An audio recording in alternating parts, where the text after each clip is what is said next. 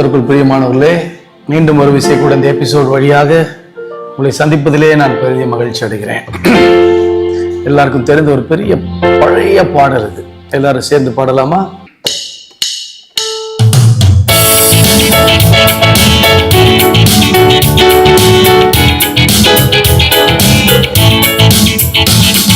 சீயோனிலே எந்திட அஸ்திபாரம் கிறிஸ்துவே, அவர் நான் என்றும் நம்பும் கன்மலை, அவர் நான் என்றும் நம்பும் கன்மலை.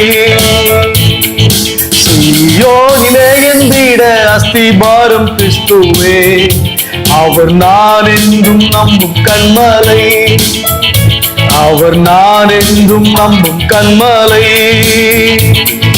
பதறிடுவேனோ கலங்கிடுவேனோ கர்த்தரில் விசுவாசம் இருக்கையிலே, பதறிடுவேனோ கலங்கிடுவேனோ கர்த்தரில் விசுவாசம் இருக்கையிலே.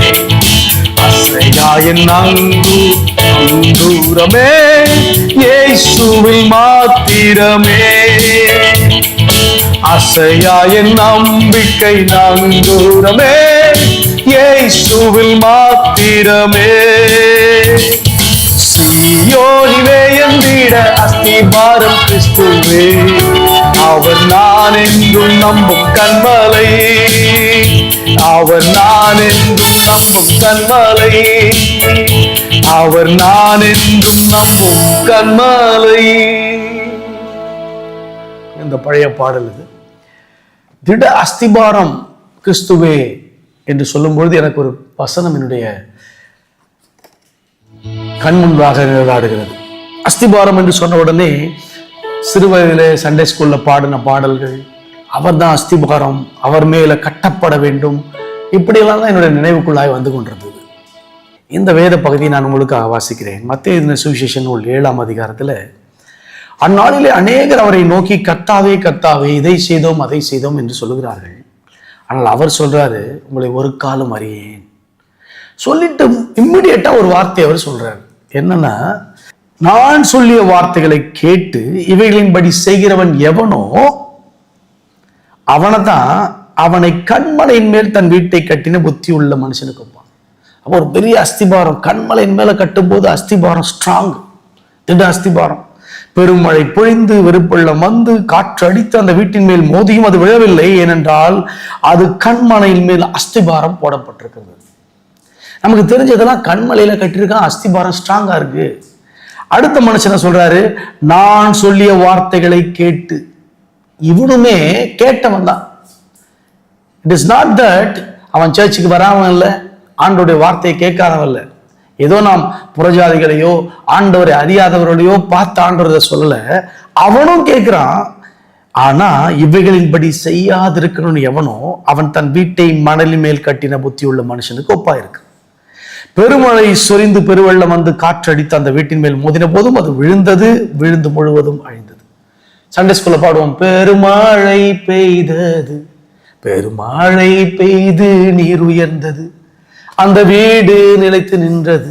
திரும்ப பாடும்போது அந்த வீடு, நமக்கு வீடு அஸ்திபாரம் இதுதான் மனசுல வருதே ஒழிய அவர் என்ன சொல்லியிருக்கிறார் என்ற வார்த்தை உள்ளுக்குள்ளாய் போவது மிகுந்த கடினமாக மாறிவிட்டது. காரணம், சண்டே ஸ்கூல்ல கேட்டது ஒண்ணு, போதிக்கிறவர்களும் அதை அப்படியே போதித்தபடினால இதுல என்ன சொல்ல வர்றாரு ஆண்டவர்னா, ரெண்டு பேரும் கேட்டாங்க. ஒரே ஒரு டிஃபரன்ஸ் தான் ரெண்டு பேருக்கும். those who listen and obey is wise என்றார் ஆண்டவர், புத்திமான். those who obey the matter. those who listen again listen but not obeys is a fool. ரெண்டு பேரும் கேட்டிருக்கிறான், ரெண்டு பேரும் சர்ச்சைக்கு வந்தவன் தான், ரெண்டு பேரும் தன்னுடைய வீட்டை கட்ட பிரயாசப்பட்டவன் தான். எவ்வளவு பட்ஜெட் போட்டிருப்பான், ஒரு ஆர்கிடெக்டை பார்த்து கட்டிருக்கலாம். இந்த காலத்தின்படி பார்த்தா கட்டுதெல்லாம் உண்மைதான். கடைசியா தான் தெரிஞ்சுது அவருக்கு கீழ்ப்படியாமல் போனவர்களை குறித்து தான் ஆண்டவர் சொல்றாரு. ஏதோ மணல் மேல கட்டணவனை குறிச்சு ஒரு ஊமையாக அவர் சொன்னாலும், மணலும் கண்மலையும் இதுல முக்கியம் இல்லை. முக்கியம் ஒன்னே ஒண்ணுதான், those who listen and obey is wise. அவன் புத்திமான் என்று ஆண்டவர் சொல்லுகிறார். those who listen but not obeys is a fool. அப்படி சொல்லுகிறார் ஆண்டவர். சோ நாம் யாரையும் மூடனே என்று அழைக்க கூடாதுன்னு சொன்ன ஆண்டவர் நம்மை பார்த்து சொல்றாரு, அவனை பார்த்து சொல்றாரு அவன் மூடன். ஆச்சரியமா இருக்கு. ஃபூல்னு ஆண்டவரே சொல்லிட்டாரு. when Jesus says he is a fool, when God says he is a fool, he is fool indeed. அப்ப ஒரு இடத்துல ஸ்ட்ராங்கா ஒருத்தனை பத்தி ஃபூல் போடப்பட்டிருக்கு. என்னன்னா, யாரெல்லாம் வசனத்தை கேட்டார்களோ அதன்படி நடக்காதவர்கள். பிதாவே, இந்த மாலை வேளையில துதிக்கிறோம், ஸ்தோத்திரிக்கிறோம். எல்லா சூழ்நிலையும் அறிந்தவராக இருக்குது. எத்தனையோ முறை நாங்கள் ஆண்டவரே இந்த அஸ்திபாரமாகிய உண்மை நோக்கி பயணிக்கிறோம். உண்மையிலேயே நாங்கள் போடப்பட்டிருக்கோம் என்று விசுவாசிக்கிறோம். நீ சொன்ன கருத்தை அநேக நேரில் வெட்டி விடுகிறோமே ஆண்டவரே. கேட்கிறவர்களாய் மாத்திரமல்ல, அதன்படி நடக்கிறவர்களாய் இருங்கள் என்று திருவசனத்தை குறித்து எங்களை சொல்கிறேன். திருவசனத்தை கேட்கிறவர்களாய் மாத்திரமல்ல, அதன்படி நடக்கிறவர்களாய், those who obey, Lord, those who listen and obey your word, you are calling him wise. அப்படிப்பட்ட கூட்டத்தில் எங்களை இணைத்தல் ஆண்டவரே. We want to be like that, Lord. ஆண்டவரே, enable us to walk worthy of your calling. அதன்படி நடக்க நீர் அழைத்த அழைப்புக்கு பாத்திரனால எங்களை மாற்றும். கேட்டு அதன்படி நடக்க, கவனித்து கேட்க இந்த நாள் முதல் எங்களுக்கு உதவி செய்கிறார். மீட்பரே இயேசுவின் மூலம் ஜெபிக்கிறேன் நல்ல பிதாவே.